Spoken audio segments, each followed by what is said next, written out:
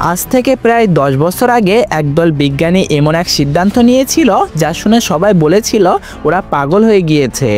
তারা একদল বুনো প্রাণী বাইসন ছেড়ে দিয়েছিল এক ভূমিতে যেখানে কোনো ঘাস ছিল না, কোনো গাছ ছিল না, এমনকি একটা পিঁপড়েও বাঁচতে পারতো না। সবাই বলেছিল এরা টিকবে না, এই জমি মৃত। কিন্তু কয়েক বছর পর যা ঘটলো তা বিজ্ঞানের ইতিহাসই বদলে দিল। এটাই ছিল দ্য বাইসন মিরাক্কেল, প্রকৃতির প্রতিশোধ নয়, পুনর্জন্মের গল্প। সেই জায়গাটির নাম ছিল গ্রেট প্লেইনস। একসময় যা ছিল পৃথিবীর সবচেয়ে উর্বর ভূমি, কিন্তু মানুষ সবকিছু বদলে ফেলেছিল।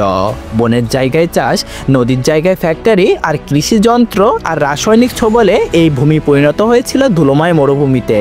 বিজ্ঞানীরা ভাবলেন প্রকৃতিকে আমরা অনেক দূর পর্যন্ত ধ্বংস করেছি, এবার তাকে একটা সুযোগ দিই, দেখি সে নিজে কি করতে পারে। আর সেই সুযোগটাই ছিল বাইসন। এই বুনো মহিষগুলো একসময় ছিল উত্তর আমেরিকার প্রকৃত রাজা। প্রথমে কিছুই ঘটেনি।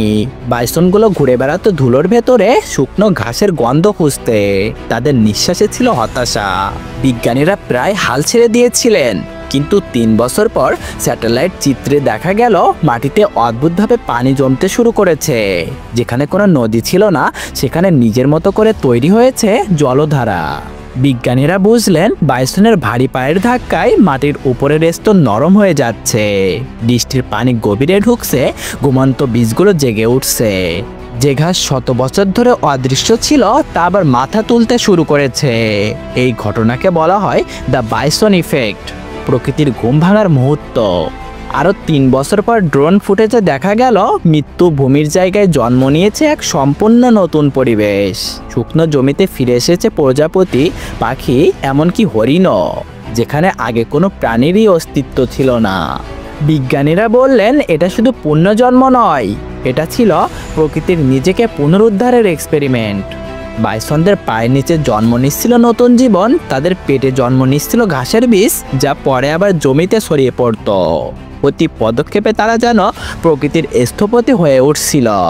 5 বছর পরের তথ্য বলছে যে জায়গায় আগে গাছের সংখ্যা ছিল 0, এখন সেখানে গাছের ঘনত্ব বেড়েছে 60%। তাপমাত্রা কমেছে প্রায় 15 ডিগ্রি, আর বৃষ্টির পরিমাণ বেড়েছে দ্বিগুণ। অক্সিজেন লেভেলও বেড়ে গিয়েছে প্রায় 4 গুণ। বিজ্ঞানীরা অবাক হয়ে বললেন এ যেন কোনো অদ্ভুত জীববৈজ্ঞানের জাদু। 75 বছর পর যখন নতুন প্রজন্মের গবেষকরা সেখানে গেলেন, তারা দেখলেন অচেনা ফুল, নতুন গাছের প্রজাতি আর এমন কিছু উদ্ভিদ যাদের জিন কোনো ডাটাবেজে পাওয়া যায়নি। প্রকৃতি যেন নিজেই নতুন করে জীববিজ্ঞান লিখে ফেলেছে। আরও এক আশ্চর্যজনক তথ্য হলো বাইসনদের ডিএনএ বদলে গিয়েছিল। ওরা এখন আগের চেয়েও বেশি সহনশীল, বেশি বুদ্ধিমান, আর জলবায়ু পরিবর্তনের সাথে সাথে মানিয়ে নিতে সক্ষম। এ যেন প্রকৃতি নিজেই তাদের আপগ্রেড করে দিয়েছে। এই ঘটনার পর পৃথিবীর বহু দেশে শুরু হয়েছে রিওয়েল্ডিং প্রজেক্ট, যেখানে মানুষ চাষাবাদ বন্ধ করে প্রকৃতিকে নিজের মতো করে ফিরিয়ে দেয়। আফ্রিকার সাভানায়, ইউরোপের প্রান্তে, এমনকি এশিয়ার পাহাড়েও প্রকৃতি এখন নিজে নিজে জীবন ফিরিয়ে আনছে। বিজ্ঞানীরা বলছেন যদি আমরা প্রকৃতিকে একটু সময় দিই, সে নিজেই আমাদের পৃথিবীটাকে নতুন করে সাজিয়ে দেবে। তো বন্ধুরা, এই ছিল আজকের ভিডিওটি ভালো লাগলে ভিডিওটিতে একটি লাইক দিন এবং চ্যানেলটিকে এখনই সাবস্ক্রাইব করে রাখুন, যাতে করে এমন সকল সত্য রহস্য আপনি সকলের আগে জানতে পারেন।